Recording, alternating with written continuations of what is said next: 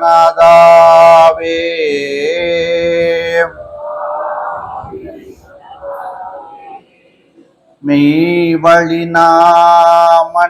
மெய்வழிநாமநன்னாதமே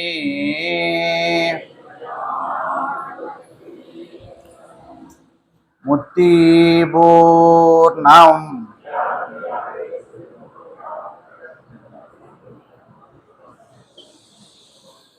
அனைவருக்கும் நமஸ்காரம். பண்ணாகி அருங்குமுதம் பொழியும் நாடு, பண்ணாகி அருங்குமுதம் பொழியும் நாடு, பண்ணாகி அருங்குமுதம் பொழியும் நாடு, பரமகுரு என்னாசான் பகர்ந்த நாடு, எண்ணாயிரம் கற்பகாலம் யோகம்,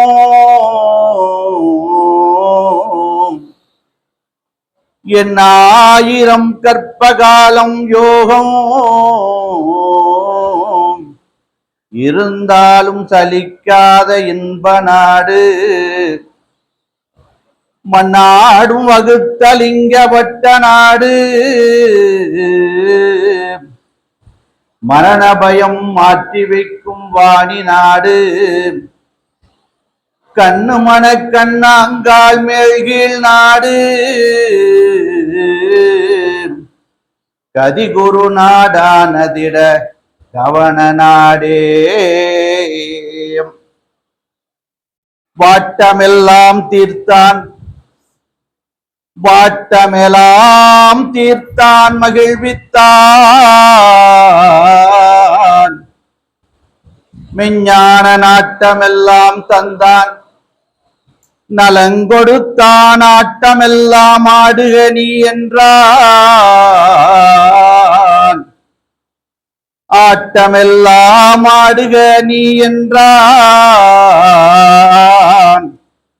தன் ஆனந்த வார்களை பாடுக என்றான் பரன்.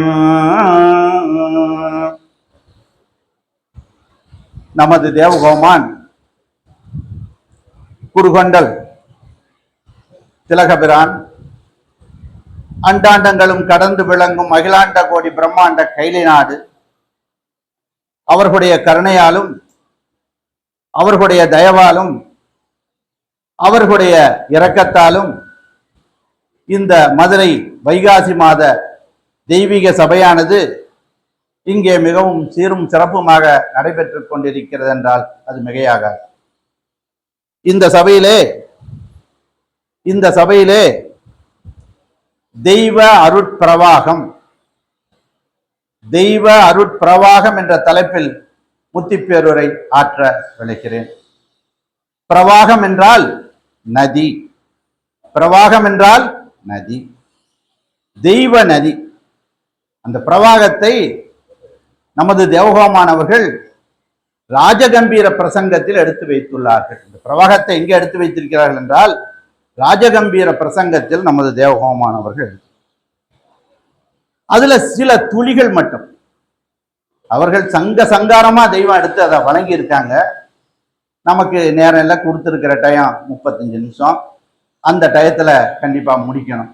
அதனால அந்த சங்காரத்துல ஒரு சில துளிகள் மட்டும் உங்களோட பகிர்ந்து கொள்ள ஆசைப்படுகிறேன். தெய்வம் எடுத்த உடனேவே இது மாதிரி கூட்டம் வந்துச்சா, எவ்வளவு கூட்டம் வந்துச்சுன்னு தெரியாது. ஆனா அன்னைக்கு எடுத்த உடனேவே தூரத்திலிருந்தும் பக்கத்திலிருந்தும் வந்திருக்கிறவர்களே கேளுங்கள். இன்னைக்கு அவர்கள் எடுத்து பேசுன மாதிரியே இருக்கும். தூரத்திலிருந்தும் பக்கத்தில் இருக்கும் வந்திருக்கிறவர்களே கேளுங்கள். என்ன கேட்கணும்? நாம் பேசுகிறோம். யார் பேசுகிறார்? அந்த பரமனே உருவெடுத்து பாரிடை குருவாய் வந்த அந்த தெய்வம் அவர்கள் பேசுகிறார். நாம் பேசுகிறோம், நீங்கள் கேளுங்கள். நான் பேசுறேன், நீங்க கேளுங்க. அப்ப எப்படி கேட்கணும்? அது எப்படி கேட்கணுங்கிறாங்க. கவனத்தை எல்லாம் வெளியே வச்சுக்கிட்டா, சிந்தனை இங்க இல்லாம வேற இடத்துல வச்சுக்கிட்டா, இல்ல நல்லா காலையில பசியா இருந்ததுனால நல்ல கொஞ்சம் மயக்கமா தூக்கம் வர்ற மாதிரி இருக்கிற மாதிரி இருந்து கேட்கிறதா? எப்படி கேட்க வேண்டும் என்று தெய்வம் எடுத்து அதில் வழங்குறாங்க. எப்படி என்றால், நன்றாய் பகுத்து, நல்லாய் பகுத்து சிரத்தையுடன், கவனமாக நன்றாய் பகுத்து சிரத்தையுடன் கேளுங்கள். நன்மை எது தீமை எது என்று ஆய்ந்து ஆராய்ந்து, நன்மையா இந்த சொல்லானது நமக்கு நன்மை கொடுக்க வேண்டியதா இல்ல நன்மை கொடுக்கவில்லையா என்பதை ஆராய்ந்து ஆசையுற்று கேட்பீர்கள். அன்னைக்கே ஆசையுற்று கேட்க சொன்னா இன்னைக்கு நம்ம எப்படி கேட்கணும்? அதை விட வெகுவாக ஆசையுற்று கேட்கணும். ஏன்னா கேளுன்னு சொல்லை, நாங்க கேளுன்னு சொல்லை கேட்டாதான் அந்த அழியாத ஜீவேசத்தகை வாழ்வின் மெஞ்ஞானியாக உன்னை ஆக்க முடியும். இல்லாட்டி ஆக்க முடியுமா? முடியாது. அதுதான் சொல்றாங்க, ஆசையுற்று கேட்பீர்கள் என்று நம்பி. அவங்க கேட்கிறாங்களோ கேட்கலையோ, ஆனா நீங்க எல்லாரும் வந்திருக்கிறவங்க எல்லாம் ஆசையுற்று கேட்பீர்கள் என்று நம்பி நாம் எப்படி ஆசையுற்று பேசுகிறோம். அதனால நான் ஆசையுற்று பேசுகிறேன் அப்படிங்கிறாங்க. அதுல ஒரு பெரிய ரகசியத்தை தெய்வம் எடுத்து நமக்கு வழங்கும் போது, இந்த மனு வடிவத்தை இறைவன் படைத்தான் அல்லவா? பின்ன வரைக்கும் பேசுனது அதுதான் பேசினாங்க. இந்த மனு வடிவம், இந்த 5 அடி தேகம், 6 அடி தேகம், இதை இறைவன் ஒரு சிறிய புல் பூண்டுல இருந்து படைச்சு கொண்டு வர்றாங்க. அப்ப இந்த இறைவன் படைத்தான் அல்லவா, இதற்கு சமமாக, மேல வேண்டாம் கீழையும் வேண்டாம், சமமாக ஏதாவது யானை முதல் எறும்புகளை 84,100,000 ஜீவராசிகளில் ஏதாவது சமமாக இருக்குமா அப்படின்னு கேட்கிறேன். சமம் இல்லை. யானை இருக்குது, காண்டாமிருகம் இருக்கு, இன்னும் அண்டரண்ட பச்சி இருக்கு, அதெல்லாம் ஆளையே தூக்கிட்டு போகுமா? அந்த அளவுக்கு இருக்கிறது இந்த மனிதனுக்கு சமமாக இருக்குமா என்றால் இருக்காது. அப்போ இந்த யானை முதல் எறும்புகளை 84,100,000 ஜீவராசிகளையும் இந்த மனிதன் ஆள முடியும். யானை முதல் எறும்புகளை 84,100,000 ஜீவராசிகளையும் இந்த மனிதன் ஆளணும். பெரிய யானை, நம்மளோட பெரிய யானை ஒரு தட்டு தட்டுச்சுன்னா நம்ம எங்கேயோ பார்க்கும், ஃபுட்பால் மாதிரி பறந்துருவோம். ஆனா அது என்ன பண்றோம்? அரசு ஆளுகிறோம், புலி சிங்கத்தை அடக்கி ஆளுகிறோம். அது மாதிரி எல்லா மிருகங்களையும் நாம் அடக்கி ஆள முடியும். ஆனா அந்த யானை முதல் எறும்புகளை 84,100,000 ஜீவராசிகளும் சேர்ந்து எல்லாம் மனிதன்லயே ரொம்ப மட்டமானவன், அறிவே இல்லை. அப்படி இருக்க மனிதனை, ஒரு மனிதனை அது ஆள முடியுமா? முடியாது. ஏன் இதை எடுத்து நமக்கு எடுத்து வழங்குகிறார்கள் என்றால், இந்த மனிதன் எப்பேற்பட்ட மேம்பாடு உடையவன் என்பதை நாம் அறிந்து கொள்ள வேண்டும் என்பதற்காக தெய்வம் எடுத்துகிறார். அந்த திருவாக்கியத்துல எடுத்து நமக்கு வழங்குகிறார்கள். அப்போ இந்த சந்திரன், இந்த சூரியன், தாரகா கணங்கள். தாரகா கணங்கள் என்றால் என்ன? நட்சத்திரம். இதெல்லாம் இருக்கு. அல்ல எவ்வளவு நாளா இருக்கு? நெடுங்காலமா இருக்கு. கொஞ்ச நாள் இல்லை, எத்தனை ஆண்டுகள் என்று யாருக்காவது தெரியுமா? ஆனா அது நெடுங்காலம் இருக்க வேண்டும் என்ற எண்ணம் அதற்கு இருக்கிறதா என்றால் இல்லை. ஆனா நமக்கு நல்லா தெரியும், மெய்வெளிச்சாலைக்கு வந்தவங்களுக்கு தான் கிடையாது, வெளியே இருக்கிறவங்களுக்கும் தெரியும். கொஞ்ச நாள் இருந்துட்டு பொசுக்குன்னு போறவங்க நம்ம நல்லா தெரியும். தெரிஞ்சும் நம்ம என்ன நினைவு, நம்ம நினைவில் என்ன வருது? நெடுங்காலம் இருக்க வேண்டும் என்ற எண்ணம் வருகிறது. அது எங்கிருந்து வருகிறது? இந்த அழிந்து போகிற தேகத்திலிருந்து வருகிறதா, வேறு எங்கிருந்து வருகிறது என்பதை வினாவாக தெய்வம் நமக்கு எடுத்து வைக்கிறாங்க.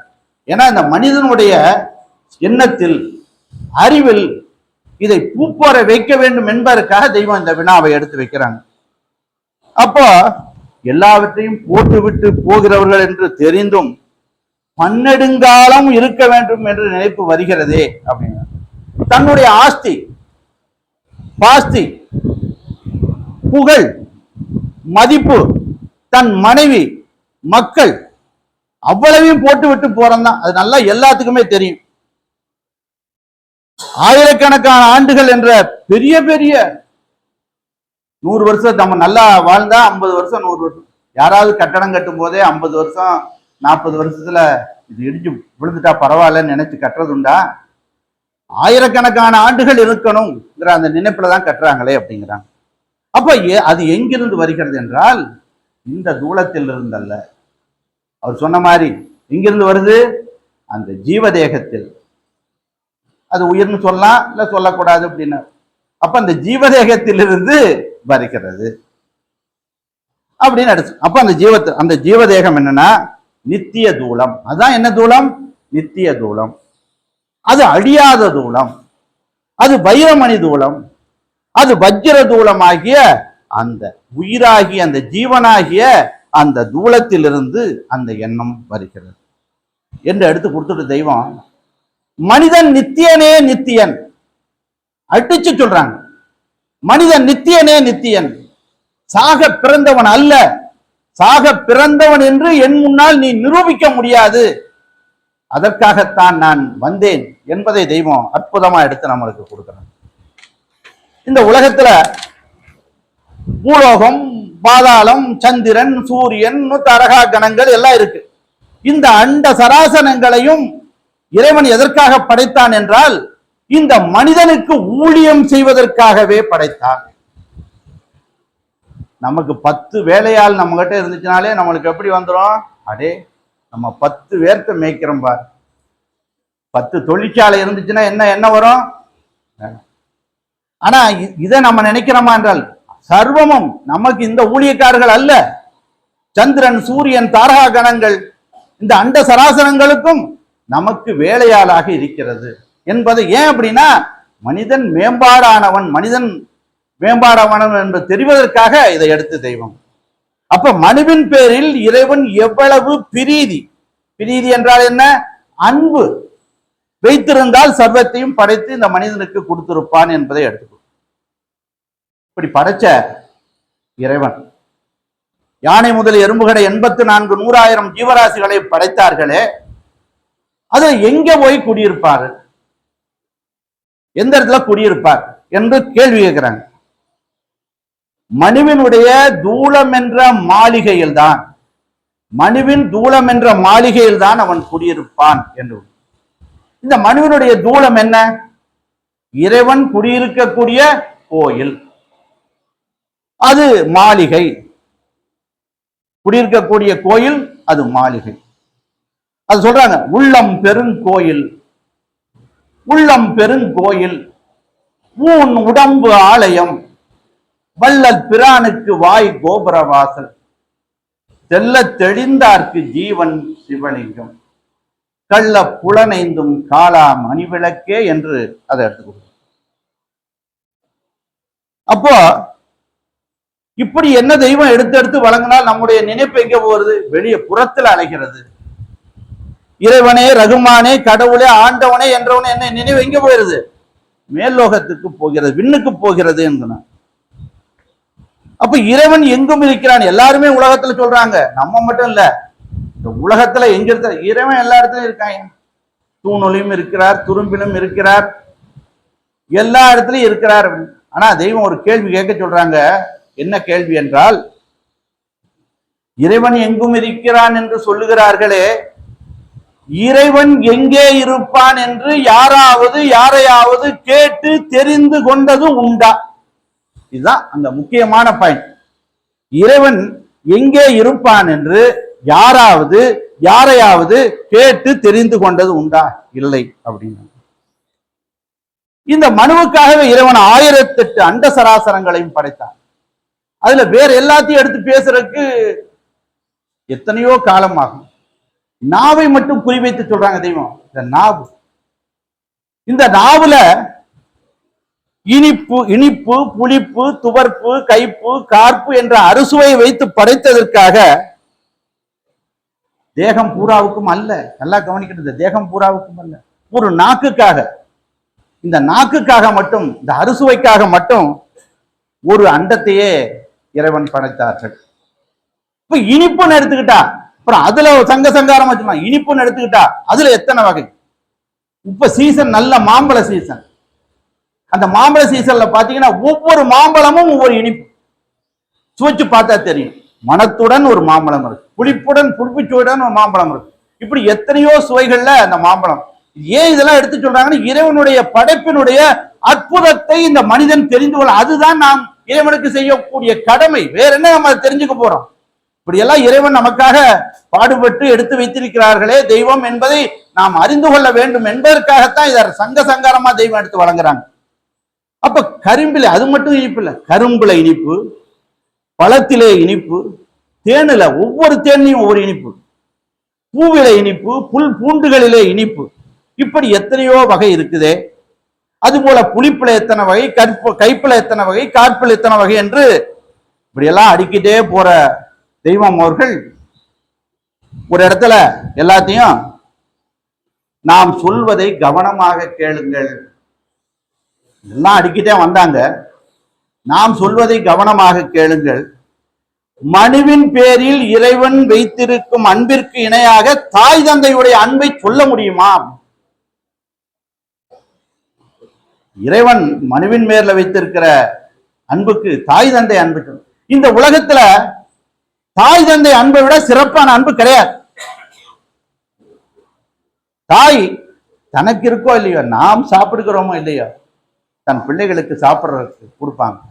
தந்தை தான் அனுபவிக்கிறானோ இல்லையோ, தம் பிள்ளைகள் அனுபவிக்க வேண்டும் என்று கொடுக்கிறார். இதோட சிறப்பான அன்பு வேணுமா? ஆனா அந்த அன்பையே தெய்வம் என்ன சொல்றாங்க, அது சிறந்த அன்பு அல்ல அப்படின்னு ஏன் சொல்றாங்க அப்படின்னு கேட்டோம் என்றால், இந்த தாயும் தந்தையும் படைத்த பொருளை எடுத்து தர முடியுமே தவிர படைத்து தர முடியாது. அங்க கவனிக்கணும், அதுல படைத்து தர முடியாது. காரணமாக இருக்க முடியுமே தவிர, கருவியாக இருக்க முடியுமே தவிர காரணமாக இருக்க முடியாது. இதெல்லாம் ரெண்டு கவனிக்கணும். கருவியா இருக்கலாம், ஆனா காரணமாக இருக்க முடியுமா? அதைத்தான் காரணமாக இருக்க முடியாது. இப்படி உன்னதமா எடுத்து தெய்வம் அப்படியே தூக்கி மேல கொண்டு போய் மனுஷனை தூக்கி மேலே ஆகாயத்துக்கே கொண்டு போயிட்டாங்க. கொண்டு போயிட்டு பட்டு நீங்க போட்டு கேளு. ஒரு நேரத்துல மண்ணிய விட மோசமானவனா போயிருயே, ஏன் இப்படி உயர்த்தி கொண்டு வந்த தெய்வம் அதையும் எடுத்து சொல்றாங்க. பன்னியை விட மோசமா போயிட்டு, பன்னி செத்துருச்சு அப்படின்னு யாராவது காதுல கேட்டா போய் குளிக்கிறது உண்டா? யாராவது பன்னி செத்துருச்சியா, அங்க அந்த தெருவுல அந்த சாக்கடையில திரிஞ்சு அந்த பன்னி இப்ப செத்து போச்சு அப்படின்னு போய் குளிச்சுட்டு வாங்க அப்படின்னு யாராவது குளிக்கிறது உண்டா? சொந்தக்காரன் ரொம்ப வேண்டப்பட்டவன், தாய் தந்தை, பிரிய முடியாத நட்பு செத்து போயிட்டான்னு சொன்னவனே இன்னும் காதல கேட்டவன போய் என்ன வேணும்? குளிக்க இல்லையா? இது உள்ளதுதானே. அது மட்டும் இல்ல, பன்னி செத்து போச்சுன்னா அதை குளிப்பாட்டுறானா குளிப்பாட்டிலே தெரியாது. அதனுடைய கறியை போய் வாங்கிட்டு வந்து சாப்பிடுறமே, இவனை போய் பார்க்கிறதே கேட்கிறதே அவ்வளவு அசூசி என்றால், அப்ப பன்னியை விட எவ்வளவு மோசமானவனாக அசூசியாக நாம் இருக்க வேண்டும் என்பதை தெய்வம் சொல்லிடு. தெய்வம் இந்த உலகத்துல மனிதனை விட மேம்பானவன் இல்லைன்னு சொன்னேன், அதை கேட்டுக்கிட்ட. பன்னியை விட மோசமா இல்லைன்னு சொன்னேன், அதையும் கேட்டுக்கிட்ட. இதுவும் உள்ளதுதான் அதுவும் உள்ளதுதான். எப்படி சொல்றாங்க பாருங்க, இறக்கமா, அதுவும் உள்ளதுதான்டா, ரெண்டு கேட்டுக்கிட்ட. இப்படி மோசமாகவா, அநியாயமாகவா, மட்டமாகவா நீ போக வேண்டும் அப்படிங்கிற இறக்கத்துலதான் தெய்வம் அதை கொடுக்குறாங்க. அப்போ மனிதன் செத்து அப்போ அவ்வளவு அசூசியாக போகிறான் என்று எடுத்து கொடுக்க. அப்ப அதை விட பன்னியை விட மட்டமான உயர்ந்த நிலைக்கு நம்மை படைத்து விட்டார்கள். அதை விட மேம்பான நிலைக்கு நாம் போக வேண்டும். அதைத்தான் அவர் எடுத்து சொல்லும் போது, தூள தேகம், சூக்கும தேகம், காரண தேகம், மகா காரண தேகம், படிப்படியாக மேலே ஏறி போகணும்.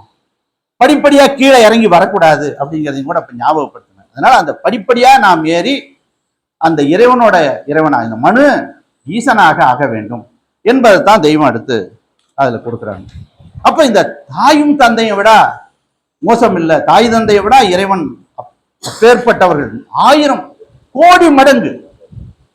கோடி மடங்கு மனிதன் மேலு பிரீதி வைத்திருக்கிறார்கள் இறைவன் என்பதை வடலூர் வல்லத்தரானவர்கள் தாயாகி தந்தையுமாய் தாங்குகின்ற தெய்வம், தாயாகி தந்தையுமாய் தாங்குகின்ற தெய்வம், தன்னை நிகரில்லாத தனித்தலைமை தெய்வம், கல்லார்க்கும் கற்பவர்க்கும் கழிப்பருளும் தெய்வம். இந்த தெய்வம் என்ன? காரணமாம் தெய்வம், அருள் பூரணமாம் தெய்வம் என்று அதை அடுக்கிக் கொண்டே போறாங்க அவங்க. அதை சொன்ன நேரமாகும். அப்போ இப்படி தாயும் தந்தையுமாக சர்வமுமாக, தாய் தந்தை மட்டும் இல்ல, சர்வம், அண்ணனாக தம்பியாக, என்னை அண்ணன் தம்பி மனைவி மக்களில் ஒருவராக எண்ணுவீர் சோதரரே இனிய பிறவியரே என்று கொஞ்சி கொஞ்சி கொஞ்சி கொஞ்சி கொஞ்சி கொஞ்சி தெய்வம் நம்ம பேசி இந்த மனிதனுடைய அறிவை பூப்பேற வைக்கிறார்கள் என்பதை எடுத்துக்கொள்ளும். ஆனால் இந்த மனிதன் சாவதில்லை. இன்னொன்று ஒரு ரகசியத்தை சொல்றாங்க. மனிதன் செத்து போயிட்டான், செத்துட்டா இந்த உயிர் போயிட்டா, அவர் சொன்ன மாதிரி இந்த மூச்சு காத்து நின்றுச்சு அப்படின்னா செத்துட்டான் அல்ல, வேறு ரூபம் எடுக்கிறான். இந்த வாசப்படியிலிருந்து இன்னொரு வாசப்படிக்குள்ள நுழைய, இவ்வளவுதான். இந்த ரூம் இருக்கு, இந்த வாசப்படியிலிருந்து அந்த வாசப்படி, இந்த ஒரு எல்லை.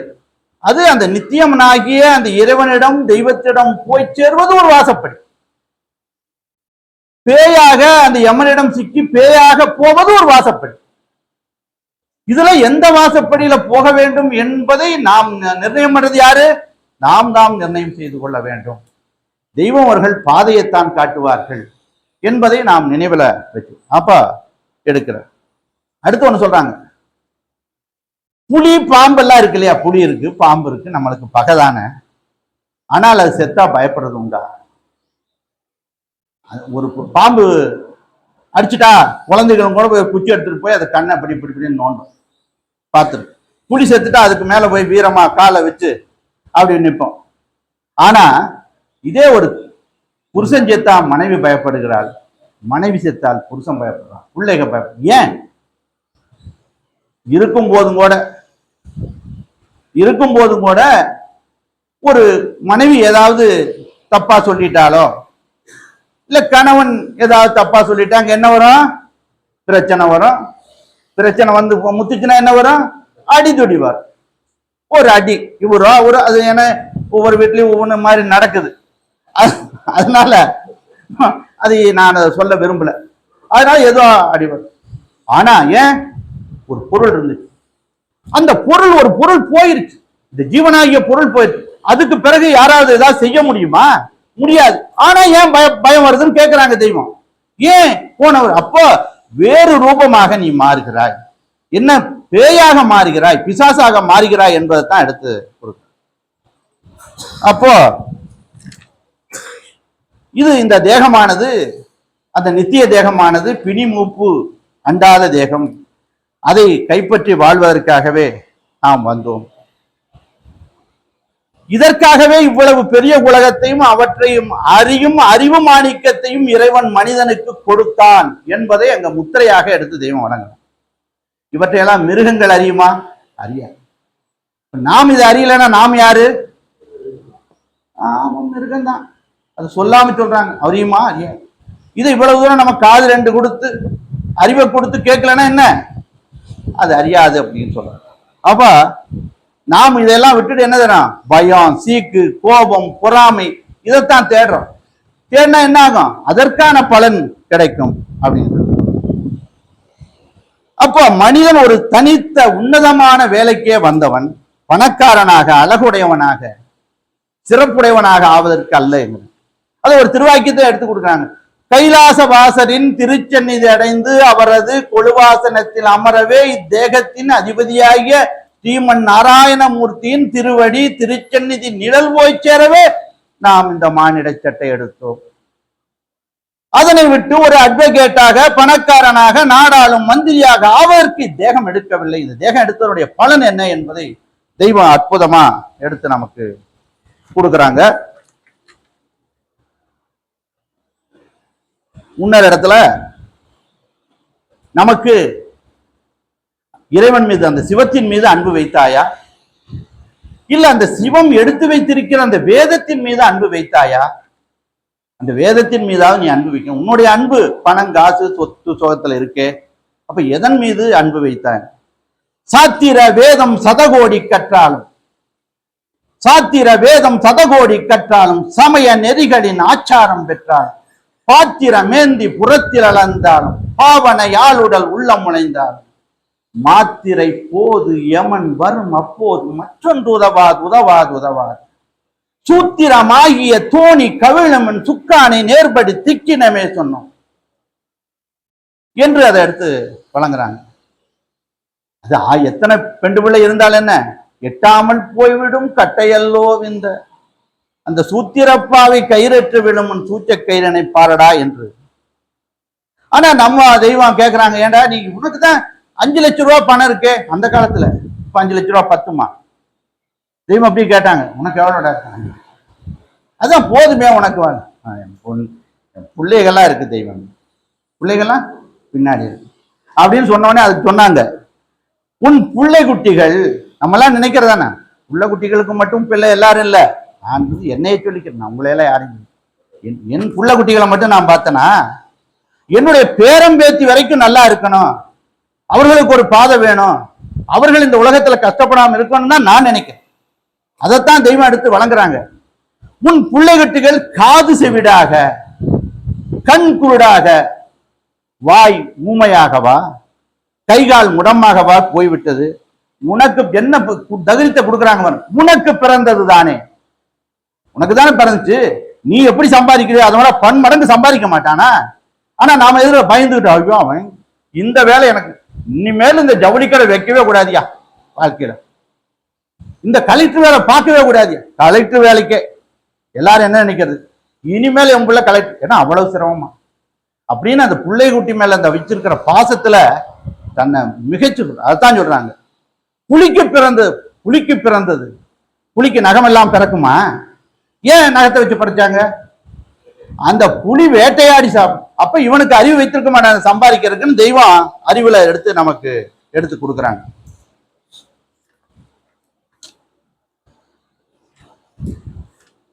மனிதனுக்கு ஒரு சட்டத்தை வைத்தார்கள். என்ன ஒரு சட்டம்? அது என்ன சட்டம்? தெய்வம் வச்ச சட்டம் என்றால், அந்த நித்திய தூலத்தில், அந்த அழியாத தூலத்தில், அந்த வைரமணி தூலத்தில் குடி புகுவதுவே அந்த சட்டம்.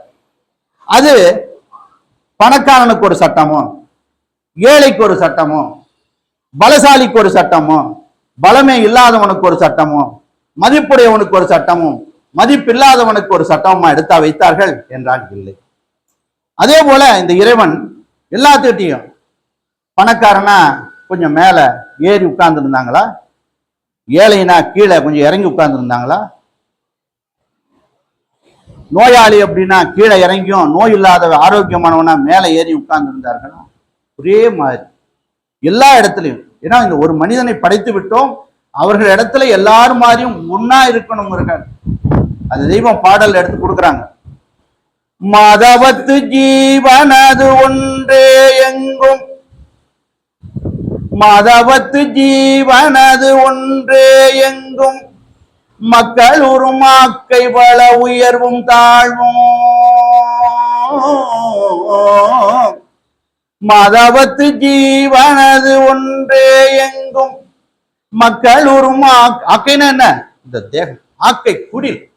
இது நெட்ட குட்டை, கருப்பு சிவப்பு மாநிறம், இப்படி இருந்தாலும் கோதுடலும், என்ன கோதுடல்? இந்த உடல் கோதுடல், கோதுடலும் வடிவுடல். இந்த வடிவுடல் என்ன? எண்ணமாகிய உடல். கோதுடலும் வடிவுடலும் பேதங்கோடி கொண்டிருந்தும் எப்படி இருக்கு? சமத்துவமாய் துளங்குதே உன். அது என்ன துளங்குவது? என்ன? சீதனம். யார் கொடுத்த சீதனம்? இறைவன் கொடுத்த சீதனம். சீதனமே எங்கிருந்து வந்துச்சு?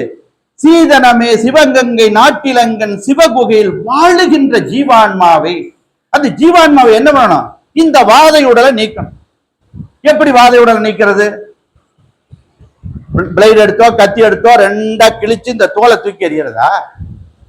நினைவில் இதெல்லாம் நமக்கு சொந்தமல்ல. அந்த இறைவனை தவிர, அந்த தெய்வத்தை தவிர வேறு எதற்கும் நமக்கு துணை இல்லை என்று நினைப்பதுவே இந்த வாதையுடல் நீக்கி. வாதையுடல் நீக்கி அதிர்கலம் எதில்? அந்த இறைவனுடன். வாதையுடல் நீக்கி அதில் கலந்தாளந்த வழி திறக்கும் சமத்துவமும் வரகும் தானே என்று இந்த தூலத்தை தெரிந்தால்தான், இந்த தூலத்தை தெரிந்தால்தான், அந்த பேர் தூலத்திலேயே இருக்கும் போதே அந்த பேரின்பத்தை தெரிந்தால்தான் நம்ம அந்த நித்திய லோகத்துக்கு, அந்த தெய்வ லோகத்துக்கு நாம் போக முடியும். நம்ம இந்த தூல தேகத்துல சிற்றின்பத்தை மட்டுமே அறிந்துவிட்டு பேரின்பத்தை அனுபவிக்க முயற்சி பண்ணுவதே கிடையாது. சத்தியமாக நீ பேரின்பத்தை அடையவே வந்தவன் கொடுக்குறாங்க. சத்தியமாக நீ பேரின்பத்தை அடையவே வந்தவன் சிற்றின்பத்தை மட்டும் அனுபவித்துட்டு சாவதற்கல்ல. இத ஒருத்தர் கொடுக்கிறார். காகம் உறவு கலந்துண்ண கண்டீர், இந்த பேரின்பத்தை கொடுக்கிறார். காகம் உறவு கலந்துண்ண கண்டீர், காகம் உறவு கலந்துண்ண கண்டீர் அகண்டாகார சிவபோகம் என்னும். என்ன சிவபோகம்? அகண்டாகார சிவபோகம் என்னும் அது பேரின்பம் பெருவெள்ளம். அது எப்படி இருக்கு? பொங்கி ததும்பி ஏக உருவாய் கிடக்குதையா. காகம் உறவு கலந்துண்ண கண்டீர் அகண்டாகார சிவபோகம் என்னும் பேரின்பம் பெருவெள்ளம் பொங்கி ததும்பி ஏக உருவாய் கிடக்குதையா. எதுக்கு? இன்புட்டிட இனி எடுத்த தேகம், நித்திய தேகம் இன்புட்டிட, இன்புட்டிட இனி எடுத்த தேகம் இன்புட்டிட, நித்திய தேகம் இன்புட்டிட இந்த அழிந்து போகிற தேகம் இத்து விடுகிறதுக்கு முன்னாடி இன்புட்டிட இந்த தேகம் இத்து விடுவதற்கு முன் புசிப்பதற்கு சேரவாரும். இப்படி இதுல இங்கேயா காதில் புசிப்பதற்கு சேரவாரும் ஜெகத்தினோரே என்று தெய்வம் அதை கொடுக்குறாங்க. அற்புதமா ரெண்டே வரியில கொடுக்குறாங்க. காது கொடுத்து கேட்கிறவர்களுக்குத்தானே நாம் இதை சொல்ல வேண்டும். வேற யாருக்காக சொல்ல முடியுமா? அப்ப காது கொடுத்து கேட்கிறவர்களுக்குத்தானே இதை சொல்ல வேண்டும்.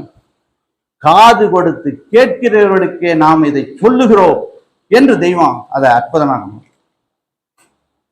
இந்த மனு பிறந்தது ஒரே ஒரு வேலைக்குத்தான். அந்த நித்திய உடலை, அந்த வாசனை உடலை பெறுவதற்கே நாம் வந்தோம். ஏன் அப்படின்னா அந்த நீதியாகிய இறைவன், அந்த நீதியாகிய இறைவன் நம் தலையில் இருப்பதால், நம் தலையில் நீதியாகிய இறைவன் தலையில் இருக்கிறதுனால அதுதான் அந்த பாடல்ல முகப்பாடல்ங்க. நீதியனும் பொருளான மனுக்குலத்தை நித்தியனும் நித்தியனாகிய ஏக இறைவன் தெய்வம். நீதியனும் பொருளான மனுக்குலத்தை நித்தியனாகிய ஏக இறைவன். இப்ப நீதியனும் பொருளான மனுக்குலத்தை நித்தியனும் நித்தியத்திற்கே படைத்தான். இதெல்லாம் ஒரு அழுத்தம் கொடுத்து கொடுங்க. நித்தியத்திற்கே படைத்தான். இதை எப்படி தெரிந்து கொள்ள வேண்டும்னா ஓதிதான் தெரிய முடியும், சும்மா தெரிய முடியாது. தெய்வம் இருக்கும்போது நிரூபிச்சாங்க. நம்ம இப்ப என்ன பண்ணணும்? போதம். அப்ப நித்தியத்திற்கே படைத்தான். இதை ஓதி இதை உணர்ந்து அறியா உயிர் என்ன ஊறுபட்டு அழகை நரக ஆளலாளே ஜாதி மனு குலம் அனைத்தும் ஜீவன் கண்ட தெய்வம். அதை சொல்ல தன் தன் ஜீவன் கண்ட ஜென்மசா வல்லிய குலம் ஆக்கவென்றே இந்த ஆதிமை உதயபூரண வேதாந்தத்தை தன் மக்களுக்காக புகன்றது கேள் கலைஞானம் இரண்டாம் காண்டம். யாருக்கு? புதல்வன். புகன்றது கேள் கலைஞானம் இரண்டாம் காண்டம் யாருக்கு கொடுத்தாங்க? புதல்வர் எந்தன் மாணவர்க்கு புதையலார். யார் யார் இதை எடுக்கிறாங்களோ அவர்கள் எல்லாம் யாரு? மாணவர்கள். அவர்களுக்கு தான் இது புதையல், மற்றவர்களுக்கு இது புதையலா? ஜகத்தில் எதுக்கு? ஜகத்தில் உள்ளோர் தமக்கு மிச்ச பெருகும் என்று செப்புகின்ற கலைஞானம் இரண்டாம் காண்டம். சுகர் முதலாம் ஒய்சுல் கர்ணை நின்றோதும் சொல்லறிய ஜனகாதி யாவரான் பகிர்ந்துடையா பூட்டனை வகுத்து பேச வாசிமலர் பாதமடி எங்குமே மக்கள் யாருக்கும் இடர்களை தோங்க வேண்டும். இந்த இடர், இந்த பிறவிப்பிணியாகிய பிறவிப்பிணியில மாட்டக்கூடாது. அது சொல்றாங்க, எங்குமே மக்கள் யாருக்கும் இடர்களை தோங்க வேண்டி திங்கள் வந்திரஞ்சும் தெய்வ தேடுகூடகத்தை பாட என்னாகும் அங்கமோ பங்கம் தீண்டாம், என்னாகும் அரும் பொருள் உயரும் செல்வம். அந்த செல்வம் தங்கியே, அந்த தெய்வ செல்வம் நம்ம கிட்ட தங்கியே குலமேம்பாடாம் தான் சிரஞ்சீவியாக அந்த வாடாத தேகத்தில், அந்த நித்திய தேகத்தில் நம்ம எல்லாம் தெய்வம் புகுத்த. இப்படி எல்லாம் எடுத்து சொல்லிட்டு தெய்வம் கடைசியாக அவர்கள் எம் வார்த்தையை கேட்டுவிட்டு, நீ கேட்காம இருந்தாலும் பரவாயில்ல, கேட்டுட்ட, எம் வார்த்தையை கேட்டுவிட்டு நீ அந்த அவஸ்தைக்கு போகலாமா? நம்ம கேட்டுட்டோமே, நம்ம அந்த அவஸ்தைக்கு போகலாமா? போகக்கூடாது என்று கருணையாக, தயவாக, இரக்கமாக கேட்டுக்கொள்கிறார் தெய்வம். அதை எடுத்து வழங்கும். ஆகவே அவர்களின் எழிலோங்கு சம்பூர்ண உயிர்கழிப்பின், ஆகவே அவர்களுடைய எழிலோங்கு சம்பூர்ண உயிர்கழிப்பின் வாய்மிதுலங்கான் என்ற பன்னலங்கார நன்னலம் தவளும் அழகொளிர் ஒளிப்பிளம்பின் தற்பராபர நிச்சலாதிய சிற்சபா நடன சுவிசேஷகார சுவையாகிய அந்த வார்த்தையை கேட்டு தெய்வத்தினுடைய கருணை, தயவு, இரக்கத்தால், தெய்வத்தினுடைய நமது பெருமான் அவர்களுடைய கருணை, தயவு, இரக்கத்தால் இகத்திலும் சீர்ஜிரும், இகத்திலும் பரத்திலும் சீரும் சிறப்புமாக வாழ்வோம் என கூறி முத்திப்பேருரை மீண்டும் தொடரும். நமஸ்காரம்.